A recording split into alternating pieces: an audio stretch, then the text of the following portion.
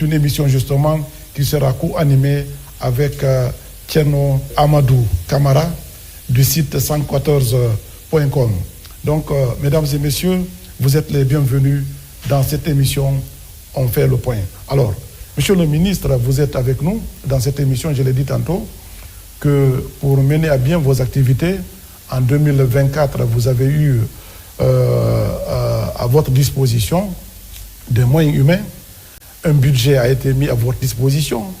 Nous savons que vos attributions sont bien définies, mais pour quel résultat, n'est-ce pas, pour 2024, monsieur le ministre?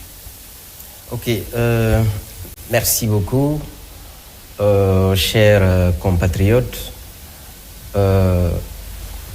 Protéger les citoyens avec efficacité et assurer leur sécurité, voilà les enjeux sécuritaires du XXIe siècle. Pour étayer cette affirmation, permettez-moi de poser quand même un certain nombre de questions. 1. Comment lutter efficacement contre toutes les formes de criminalité, y compris la cybercriminalité? Comment garantir le droit de manifester et en même temps sécuriser tout le monde et les institutions? Troisième question, comment lutter contre la délinquance, le proxénétisme, la prostitution et protéger nos mœurs? Comment lutter ou contenir le trafic et la consommation illicite de drogue? Comment venir à bout les inondations et les incendies que nous avons vécus tout au long de l'année? Voilà des questions essentielles qu'il faut se poser. Pour y arriver, 1.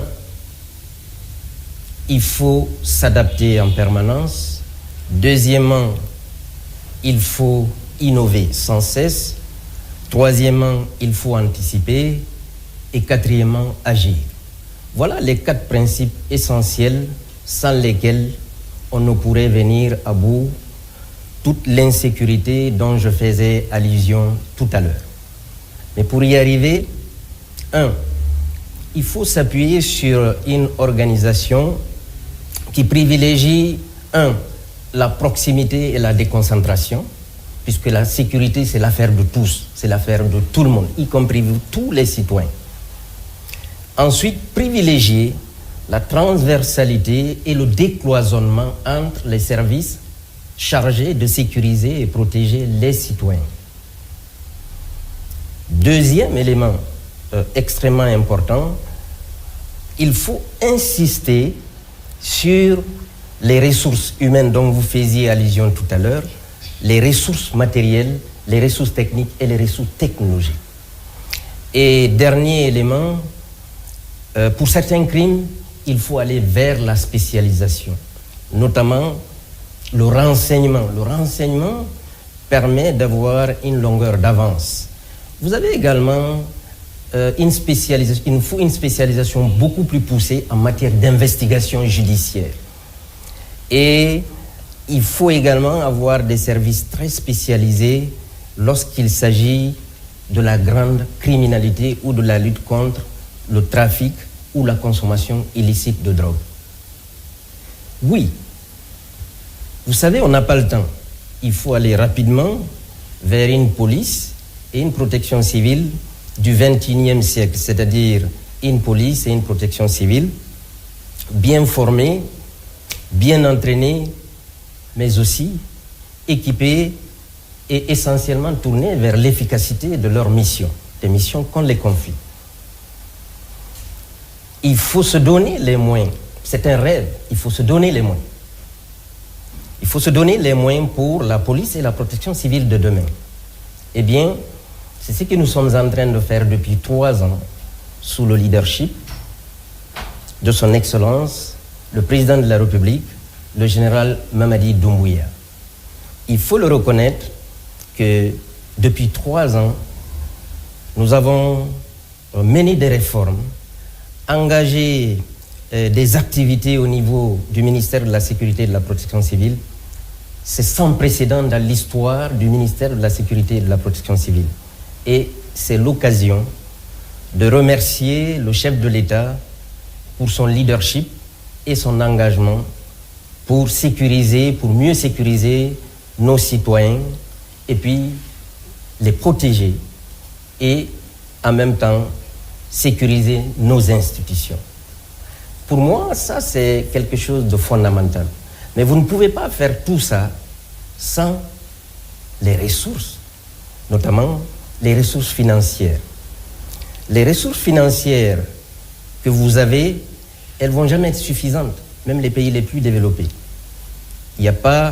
Vous n'obtiendrez jamais toutes les ressources dont vous avez besoin. Ça veut dire quoi? Un ministre, lorsqu'il regarde un budget, il y a deux aspects qui le concernent le plus.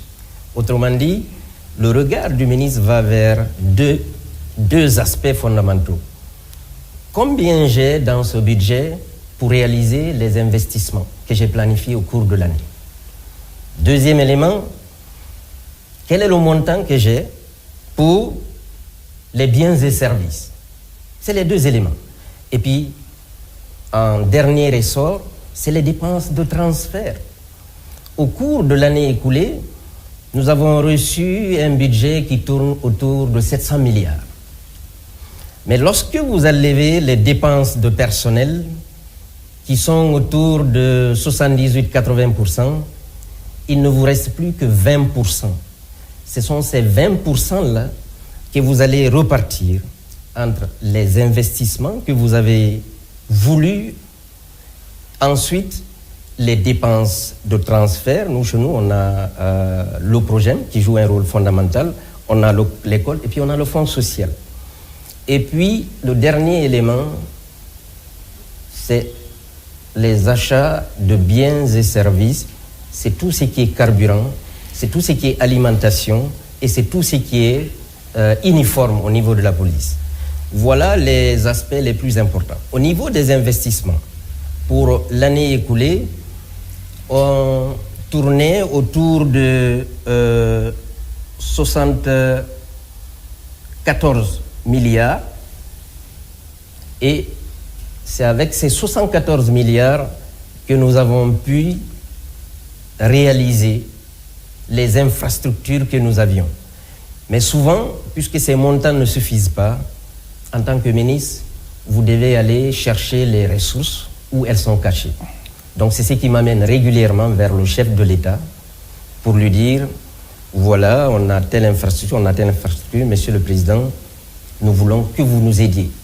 Et cela nous a permis aujourd'hui d'être le ministère qui est en tête des ministères qui ont réalisé le plus d'infrastructures. Parmi ces infrastructures, elles sont reparties sur toute l'étendue du territoire. Ces infrastructures sont déterminantes parce que ces infrastructures participent de l'amélioration des conditions de travail de la police. Si vous ne mettez pas les policiers, si vous ne mettez pas les fonctionnaires de la police et de la protection civile dans les conditions idoines de travail, sans nul doute, vous n'obtiendrez jamais les résultats que vous voulez. Donc il faut faire un lien entre le droit et le devoir. Vous leur demandez, vous leur exigez un résultat, en contrepartie, il faut créer les conditions.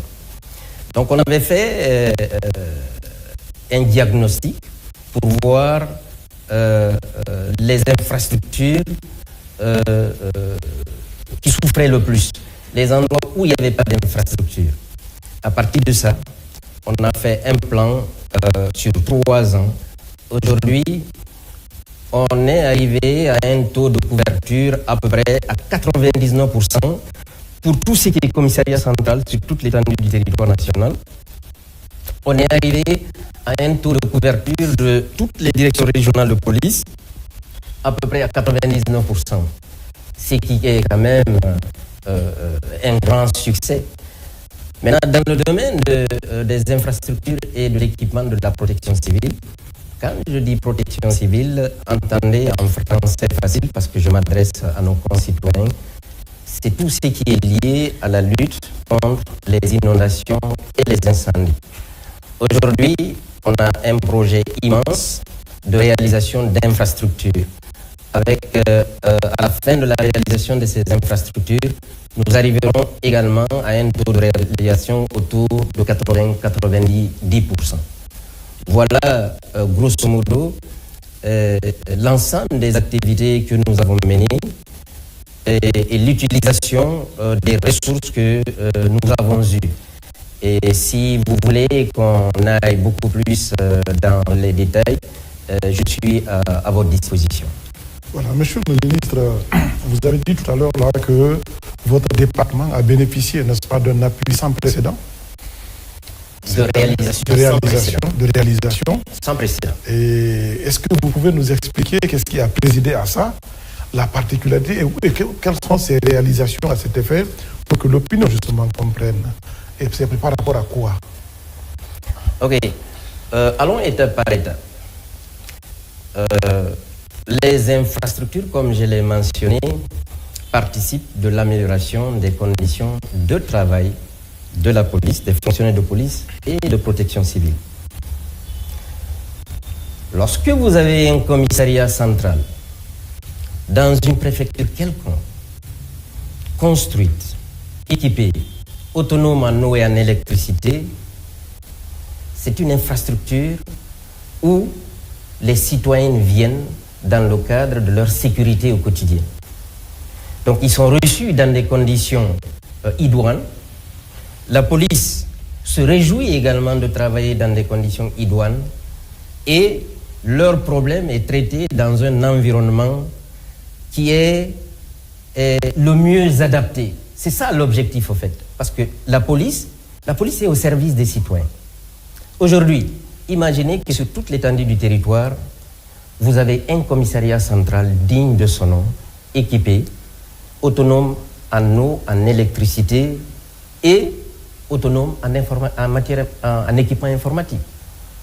Les préfectures qui restent, les chantiers sont soit avancés ou nous attendons de faire l'inauguration des commissariats centraux. D'accord. Vous avez dit aussi, monsieur le ministre, que votre budget, vous l'avez disséqué en deux. Vous avez dit que 80%, n'est-ce pas, serait réservé aux dépenses du personnel, si j'ai bien compris. Bien sûr. Et que c'est 20% simplement qui sont consacrés aux investissements et à tous les autres chantiers. Et comment vous l'explicitez? Les caractéristiques fondamentales de nos budgets, des budgets des pays en développement, c'est ça. L'essentiel du budget est consacré à payer les fonctionnaires. Si vous avez 70, 80 ou un peu plus de 80% consacrés à payer le personnel, le reste, c'est ce que vous devez utiliser pour réaliser vos infrastructures. Le rôle du ministre, c'est d'aller chercher les ressources financières où elles se trouvent. Ça peut être les partenaires techniques et financiers, ça peut être au niveau du président, avec les dépenses communes, ou sur ses fonds propres. C'est dans ce cadre que nous avons travaillé. Oui, et ce n'est pas une particularité du ministère de la Sécurité et de la Protection civile. C'est la caractéristique essentielle du budget que nous avons. Bien. Est-ce qu'on peut connaître... vous avez un chiffre sur le nombre de personnes, le personnel?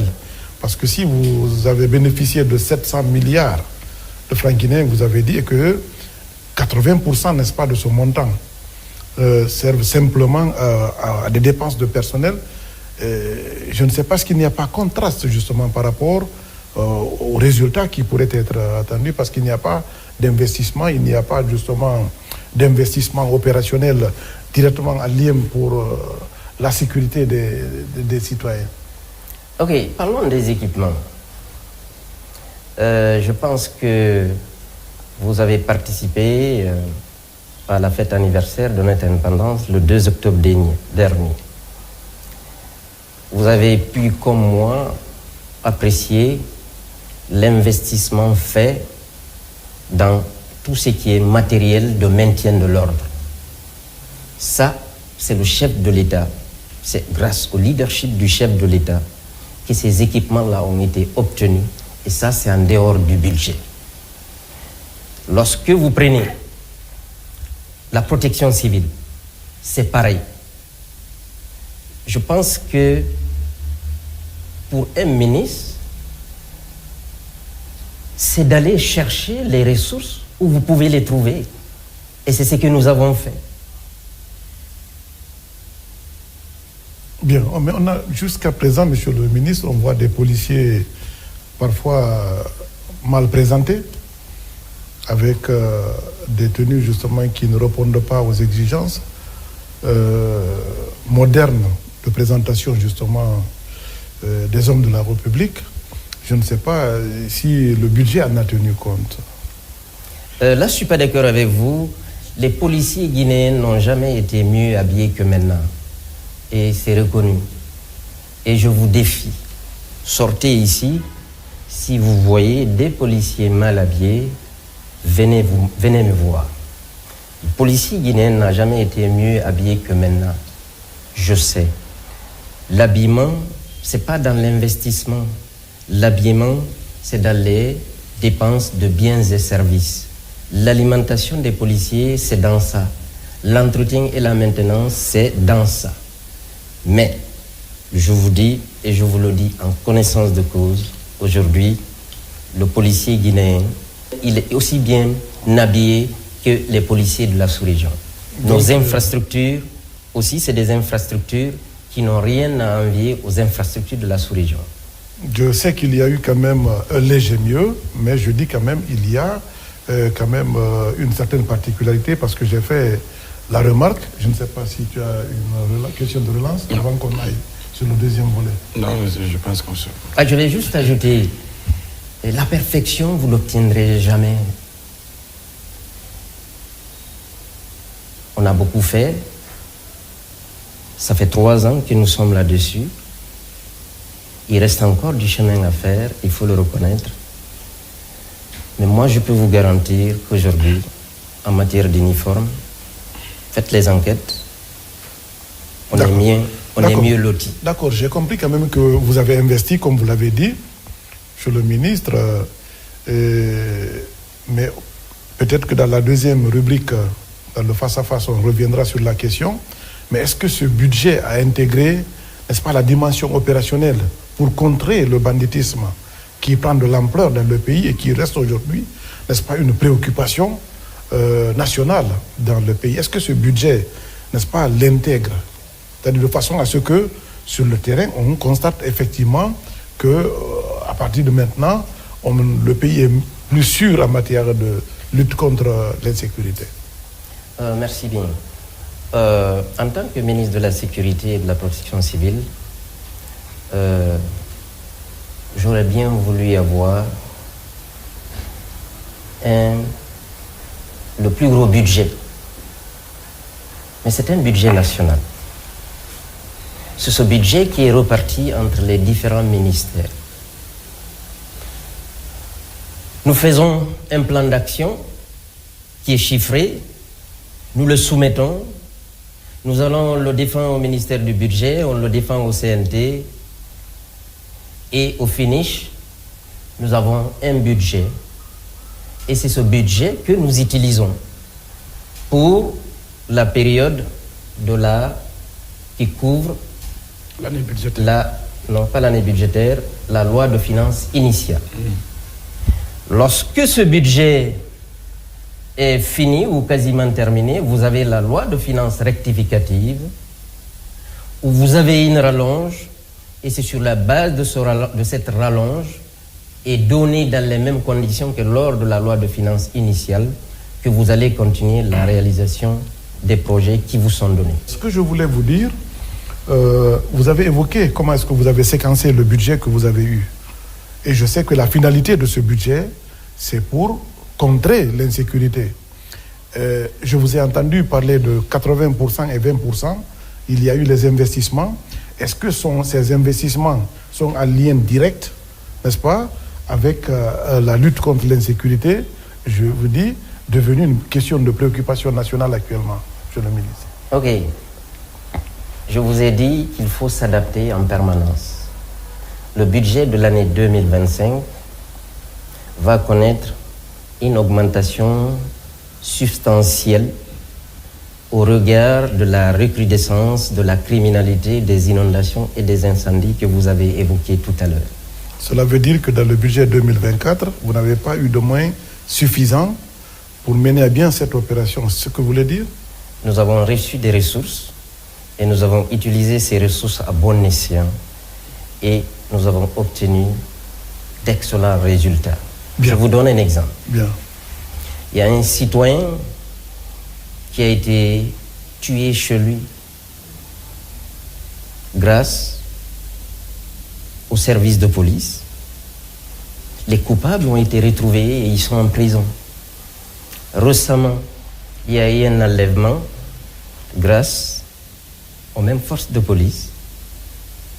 La personne a été retrouvée. Donc ça veut dire qu'avec les moyens, le peu de moyens que nous avons, nous obtenons quand même des résultats à la satisfaction de la population. Maintenant, vous n'obtiendrez jamais une satisfaction à 100%. D'accord, monsieur le ministre, on va entamer le deuxième segment de cette émission, la deuxième rubrique. Cette fois-ci, ce sera le face-à-face. Vous êtes dans l'émission On fait le point.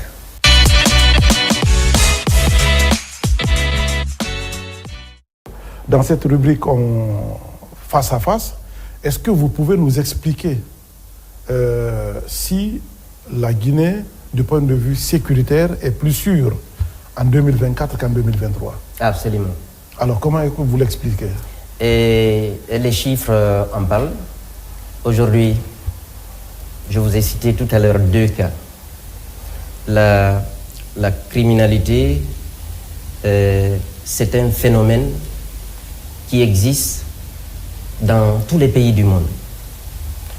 Ce qui est dangereux dans la lutte contre ce phénomène, c'est si vous n'intervenez pas de façon efficace, de manière à dissuader les malfaiteurs à commettre leur forfaiture. 2, j'ai dit que la sécurité, ce n'est pas l'affaire de la police seulement. C'est l'affaire des citoyens. C'est pourquoi je vous ai dit, nous devons avoir une police de proximité. Aujourd'hui, quand j'ai reçu la famille du monsieur qui a été enlevé, j'ai été extrêmement satisfait lorsque les membres de la délégation ont remercié la police parce qu'aujourd'hui, ils peuvent ouvrir leur magasin jusqu'à 21h et 22h. Je voudrais savoir, parce que vous avez parlé de l'exécution du budget, est-ce que d'abord on peut savoir quel est le taux d'exécution de ce budget 2024? Nous sommes à 84% pour ce qui est des dépenses d'engagement et nous sommes à 44% pour ce qui est des dépenses exécutées. Oui, mais là vous avez parlé des dépenses que vous avez faites, mais que faites-vous, monsieur le ministre, pour que souvent les perceptions que les policiers font, les recettes administratives, quelle direction elles prennent? Ok, vous savez, la mobilisation des ressources de l'État, il y a un certain nombre de ministères qui sont impliqués. Parmi ces ministères, il y a également le ministère de la Sécurité et de la Protection civile. Oui. D'abord, à travers la direction centrale de la police aux frontières, donc c'est tout ce qui est passeport. Oui. Le passeport, c'est un service public payant. Dans les conditions normales, dans ce service public payant, la police devrait avoir des ristournes pour motiver la police et lutter contre la corruption. Mais toutes ces ressources sont directement prises en compte dans le cadre du budget national. Vous avez une autre structure, c'est la police routière. C'est tout ce qui est verbalisation et fouillère. Verbalisation et fouillère, c'est des centaines de millions par an. Je ne connais pas le chiffre en tête. Et vous avez également l'Office du genre de protection des mœurs de l'enfance qui est à l'aéroport pour la sortie de tous les enfants. C'est également un service qui contribue justement à la mobilisation des ressources. Et les réformes en cours actuellement au ministère devraient permettre l'année à venir et les années suivantes à augmenter ces recettes, notamment avec la digitalisation de tout ce qui est fourrière et contravention, la digitalisation des recettes perçues à l'aéroport, notamment avec l'OPROGEM, et également des réformes pour lutter contre la corruption. Est-ce que les dépenses que vous avez énumérées tout à l'heure, les réformes que vous avez faites, est-ce qu'elles ont permis, in fine, d'arriver à une montée en puissance de la police? Parce que, comme il l'a dit, il y a quand même le phénomène d'insécurité qui est encore galopant. Est-ce qu'il y a un élément quantitatif qui pourrait nous aider aujourd'hui à savoir si la police a monté en puissance ou pas? Laissez-moi vous dire ceci, parce que vous êtes un peu focalisé sur cette question.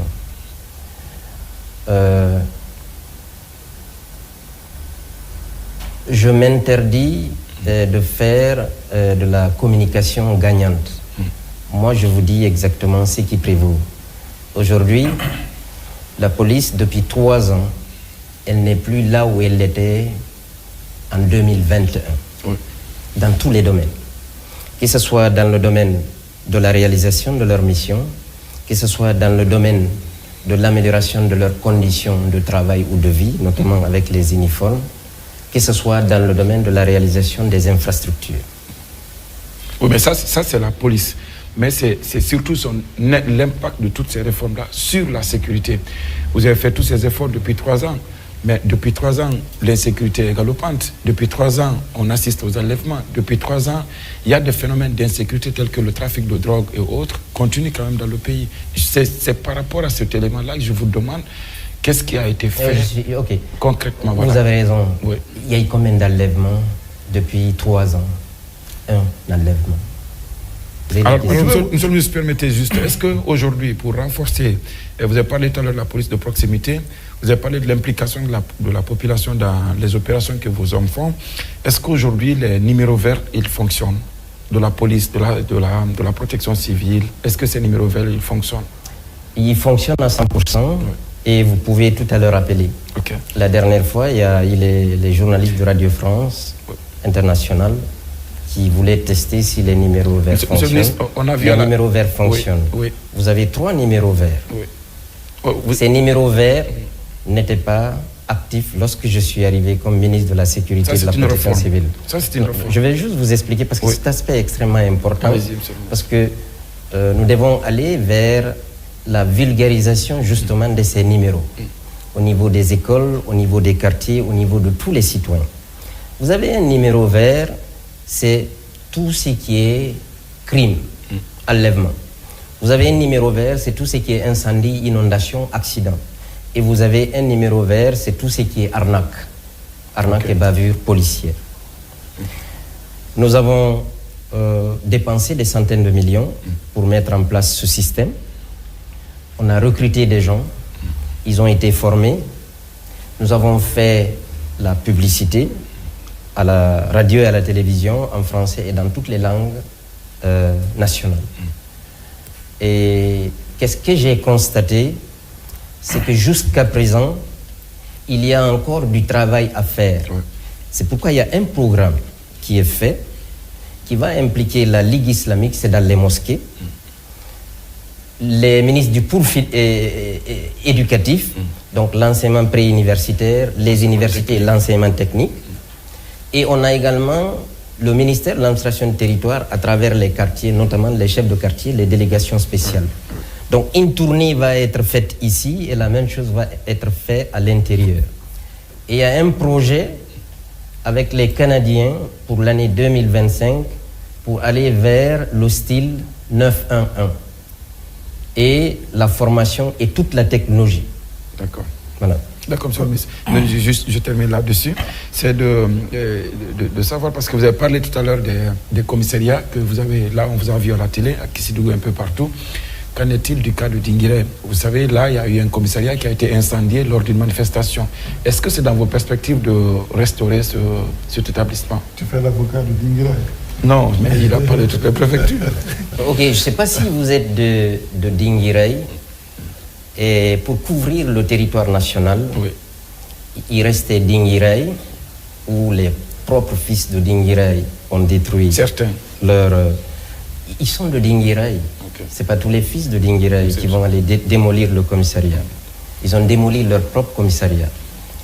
Il y a un commissariat R+1 qui poussera en 2025.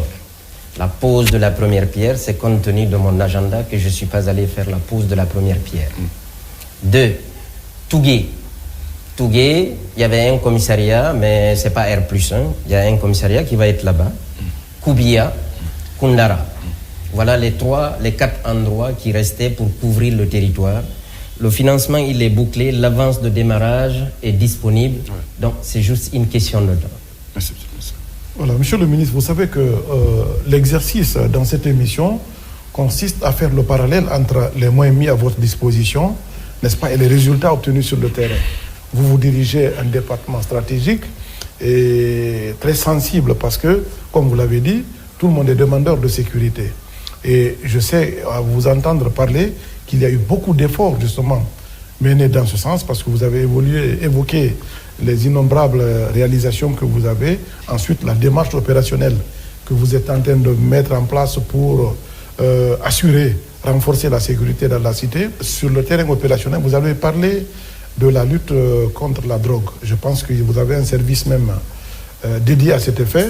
Mais cependant, ces derniers temps, nous entendons parler de beaucoup d'arrestations ou alors de détection à l'aéroport, n'est-ce pas, de quantité de drogue. Cela veut dire que vous êtes à l'affût. Mais comment expliquer justement que ce transit-là, la Guinée soit encore un transit avec toute la batterie justement de réactions que vous avez mis en place? Et vous avez raison de vous soucier parce que le trafic et la consommation illicite de drogue, c'est un phénomène transnational. La drogue, là, elle n'est pas produite en Guinée, elle vient d'ailleurs. Et elle passe par nos frontières. Donc, pour lutter efficacement contre le trafic et la consommation illicite de drogue, ça se réalise à plusieurs niveaux. Pas seulement à l'aéroport. L'aéroport, ce n'est qu'un aspect. C'est une stratégie qui fait appel à plusieurs ministères. Vous avez le ministère de la Sécurité et de la Protection civile, dont je suis le président dans la mise en œuvre de cette stratégie. Vous avez le ministère de la Défense nationale à travers la gendarmerie, le ministère du Budget à travers la douane. Vous avez le ministère de l'Environnement avec toute la garde chargée de l'environnement. Et vous avez également le ministère de l'administration du territoire, vous avez le ministère de la Santé. Donc c'est l'ensemble de tous ces ministères-là qui se retrouvent autour de cette stratégie. Cette stratégie va connaître sa véritable mise en œuvre pour l'année 2025. Les travaux préparatoires sont déjà faits et c'est en 2025 que réellement nous allons réactiver, renouveler encore le texte, et il est déjà renouvelé, et essayer de mettre en œuvre ce texte. Maintenant, à l'aéroport, lorsqu'il y a saisie de drogue, à partir du moment que la drogue a été saisie, vous avez l'Office central antidrogue, la personne auteur est directement mis à la disposition du ministère de la Justice, notamment le tribunal de Mafanko. Voilà, je sais que vous travaillez en synergie avec les autres départements ministériels. Je prends par exemple le ministère de la Défense, parce que récemment, vous avez demandé à ce que les véhicules non immatriculés soient justement mis hors d'état de nuire, du fait que ça devient un facteur criminogènes dans la cité. Et nous avons constaté le plus souvent que les policiers ont du mal parfois à mettre aux arrêts ou alors à discipliner des hommes en uniforme quand il s'agit des militaires, des gendarmes aussi qui parfois sont dans des situations à cet effet.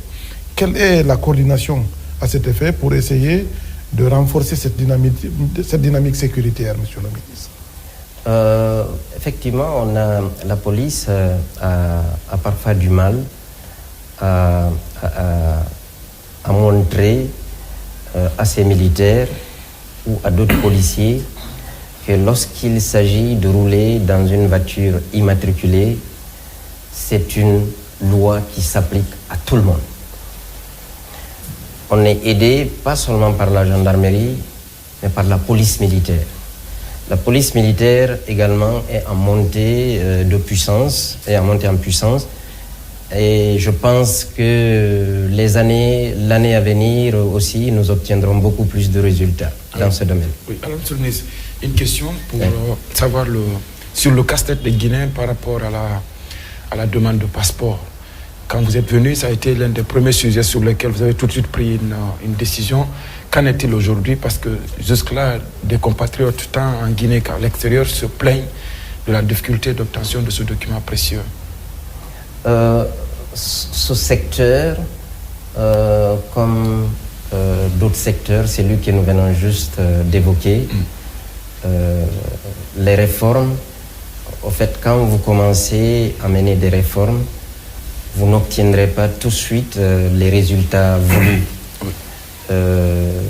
Donc, un ministre, il doit utiliser son leadership. Et c'est ensuite, le ministre, c'est avant tout un pacificateur. Le document de voyage, ce passeport, ce bout de papier, c'est le droit du citoyen de l'obtenir là où il le souhaite et quand il le souhaite sur toute l'étendue du territoire national. Des réformes ont été menées. On a créé l'Agence nationale d'identification qui allait s'occuper exclusivement de tout ce qui est document de voyage, c'est-à-dire le passeport, le visa, le titre de séjour et la carte nationale d'identité. Cette réforme est en cours, elle n'est pas encore arrivée à son terme. J'espère que l'année 2025, on obtiendra beaucoup plus de résultats. Alors pour terminer sur ça, vous me permettez juste, là aussi, je voudrais vous entendre un commentaire de vous, c'est sur le comportement des policiers sur le théâtre de maintien de l'ordre. Le premier point de la question, ce sont ces policiers parfois qui vont sur le terrain, qui sont démunis, qui essuient des jets de pierre. Qu'est-ce que vous faites pour que quand vous les déployez sur le terrain, qu'ils soient mieux équipés? L'autre question, qu'est-ce que vous faites pour qu'ils sachent quand même que les citoyens ne sont pas des gibiers à abattre? Parce que souvent, les opposants accusent la police de tirer sur leurs manifestants. Là aussi, nous avons investi plus de 10 millions de dollars pour équiper les policiers engagés dans le maintien et le rétablissement de l'ordre public. La question ne se pose plus. Okay. Ils sont équipés de la tête aux pieds. Okay. Et tout récemment, ils ont eu les blindés. Le blindé, ça les protège et ça leur permet d'être plus efficaces. La police a eu en tout et pour tout, et c'est sans précédent, 40 blindés destinés au maintien et au rétablissement de l'ordre, ainsi que dans la lutte contre la criminalité. La question ne se pose pas à ce niveau. 2. La brutalité. C'est ce que je vous disais au début. Comment garantir la liberté de manifester et assurer la sécurité de tous et des institutions. La police est dans ce dilemme face à quelqu'un qui arrive prêt à en découdre, au point même prêt à donner la mort. Donc c'est des deux côtés. 1, il faut que les citoyens comprennent que le maintien et le rétablissement de l'ordre public, c'est pour garantir la sécurité des citoyens et des institutions. On ne vient pas pour tuer, on ne vient pas pour blesser gravement ceux qui sont chargés de le faire. Au niveau de la police, je n'ai pas fini. Oui, ça arrive. Oui. Au niveau de la police, il faut également beaucoup plus de formation, beaucoup plus de sensibilisation. C'est à ce niveau que se situe la question. Bien. Monsieur le ministre, vous êtes donc dans l'émission On fait le point. Et c'est une émission citoyenne, une émission citoyenne de reddition de comptes. Cette fois-ci, vous allez être interpellé par les citoyens, justement sur votre gestion, sur les actions que vous êtes en train de mener sur le terrain et sur l'attente des populations.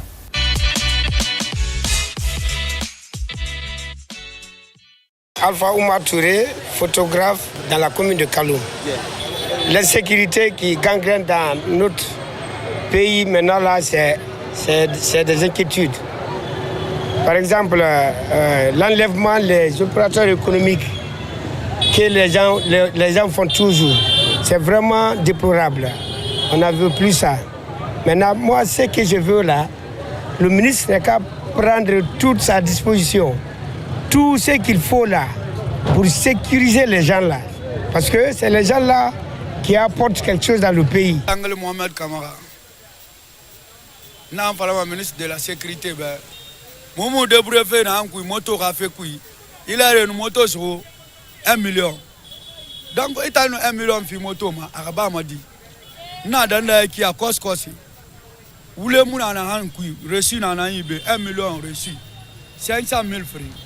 Tanaya. Donc, ministre de la Sécurité Ramato. Awa yi la Guinée nana, la Guinée dit nana. Donc, à la Guinée dit fang pour majereso.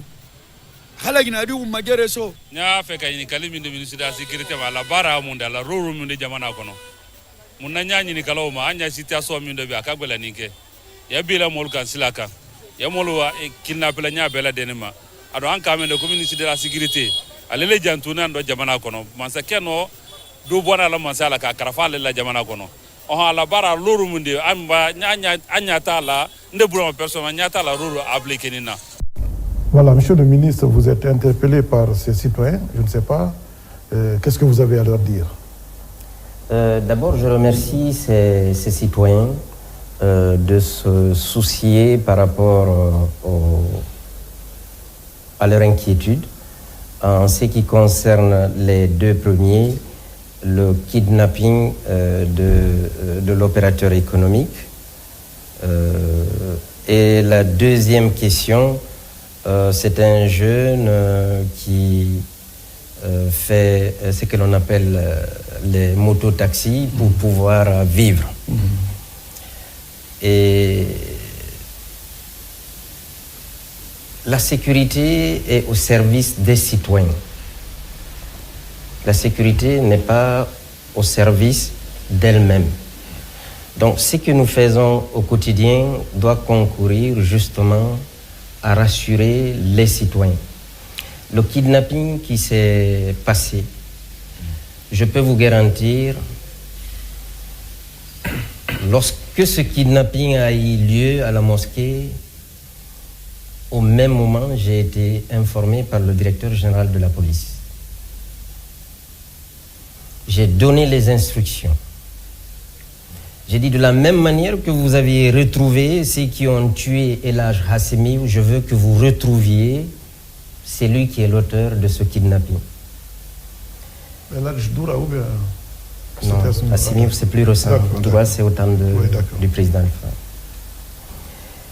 J'ai instruit l'inspecteur général de la police pour savoir, lorsqu'il y a eu le kidnapping, quelle a été la réaction immédiate de la police. Est-ce que la police a été appelée? Le temps de l'appel et de la réaction de la police, il s'est écoulé combien de temps? Le lendemain, j'ai organisé une réunion regroupant le directeur général de la police et l'ensemble des cadres du ministère de la Sécurité et de la Protection civile pour insister sur le fait que si les numéros verts étaient vulgarisés, il n'y aurait pas eu de moto-taxi qui allait poursuivre le véhicule. c'est à l'intérieur de la mosquée et dans les parages que les gens allaient appeler tout de suite le numéro. Et je leur ai dit, ce numéro vert là, ces numéros verts, il faut les vulgariser parce que ça permet de sauver des vies. Et j'ai insisté en donnant les moyens financiers nécessaires pour retrouver les coupables. Il faudrait qu'on aille vers les citoyens pour vulgariser ces numéros. Donc, les dispositions ont été prises à tous les niveaux et j'ai insisté, j'ai dit je ne veux pas que ces cas pareils-là se répètent ou deviennent fréquents parce que c'est des indices sur lesquels la police va être jugée en matière d'insécurité. Et c'est dans ce cadre, je vois que ces citoyens-là ont appelé. Donc je rassure les citoyens que toutes les dispositions sont à nouveau prises par rapport à ce qui s'est passé pour éviter des pratiques comme ça à l'avenir. Et ce que je vous dis, c'est sans démagogie. Pour celui qui est mototaxi, en fait, c'est un règlement qui interdit l'accès des mototaxis dans Kaloum. Et vous serez d'accord avec moi qu'il faut épargner Kaloum des mototaxis. Et c'est une disposition qui a été prise par le ministre des Transports. Les policiers ont beaucoup insisté, ça n'a pas marché. Donc, il y a des amendes extrêmement fortes pour dissuader ces gens-là de venir. Monsieur le ministre, à l'entame de vos propos, vous avez dit, en évoquant votre budget, j'ai cru comprendre que vous êtes en train de plaider pour son augmentation, pour son amélioration. Est-ce que dans la perspective de 2025, vous avez des objectifs à cet effet qui pourraient justifier justement votre préoccupation, les soucis que vous voulez évoquer maintenant là? Pour répondre à votre question, nous sommes passés de 737 milliards à 911 milliards. Si c'est adopté, si c'est voté. Je pense qu'il y a de fortes chances que ça passe. Ouais. Et quelle pourrait être l'incidence justement de cette augmentation? L'incidence de cette augmentation, c'est que ça nous permettra de terminer nos projets, les projets que nous avons initiés, et éventuellement d'entamer de nouveaux projets. Peut-être une dernière mise au point de votre part. Nous avons entendu parler d'un programme ou d'un projet de déploiement de policiers guinéens à Haïti. Est-ce que vous pensez que il ne serait pas plus pertinent de se concentrer sur les préoccupations que nous avons ici que d'envoyer des policiers dans un autre pays qui a un problème d'insécurité? La Guinée, c'est un pays qui fait partie de l'Organisation des Nations Unies. Et chaque fois qu'une armée, une police a la possibilité d'aller vendre sa police, d'aller vendre l'image de son pays à l'extérieur, il faut en profiter. Voilà, monsieur le ministre, donc il ne me reste plus qu'à vous dire merci d'être venu dans cette émission. Et je vais vous demander de vous soumettre à cet exercice. Vous regardez cette caméra, vous savez aujourd'hui qu'il y a une préoccupation nationale, ce sont les questions de sécurité. Dites justement à l'opinion nationale que la Guinée est plus sûre du point de vue sécurité et que les dispositions que vous envisagez pourraient justement contrer toute velléité allant dans le sens justement de la promotion de l'insécurité dans notre pays. Ok. D'abord, je vais commencer par dire que l'insécurité zéro n'existe pas et n'existera jamais. Aujourd'hui, la police guinéenne et la protection guinéenne sont meilleures que ce qu'elles étaient il y a 3 ans. C'est pertinent. Et cela, c'est salué par une majorité des citoyens. Nous avons entamé une série de réformes. Je pense que lorsque ces réformes aboutiront, nous arriverons à une meilleure sécurisation de nos citoyens, à une meilleure protection de nos citoyens et de nos institutions. Voilà. Merci donc, monsieur le ministre. Amis téléspectateurs, comme vous l'avez constaté, on a reçu ici monsieur le ministre de la Sécurité et de la Protection civile. Il a été question, n'est-ce pas, de la dialectique budget-résultat dans ce département, n'est-ce pas, hautement stratégique du pays. Le ministre Bachir est revenu au cas par cas, coup sur coup, mesdames et messieurs, sur la façon dont la sécurité, les services de sécurité opèrent sur le terrain, les investissements, les refontes justement engagées dans ce département. Je pense que vous avez été particulièrement bien servis. En tout cas, mesdames et messieurs, cette émission vous a été proposée par le ministère de l'Information et de la Communication et réalisée par la RTG. Elle a été présentée ici pour vous par Abdoulaye Djibril Diallo avec une participation de Tierno Amadou Kamara du site guinée114.com. Merci de nous avoir pratiqué et on se reprendra pour d'autres pans de cette émission. On fait le point.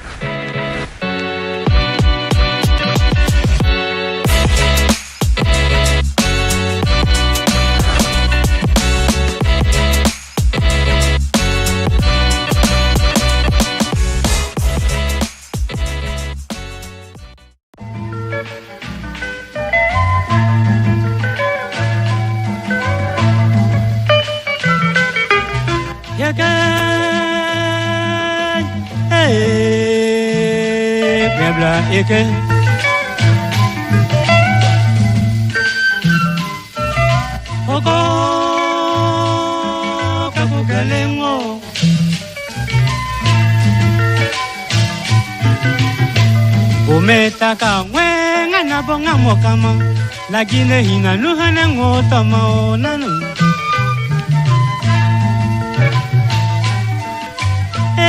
metaka wenga na bonga mokama la Guinée ne nuhana ngota mao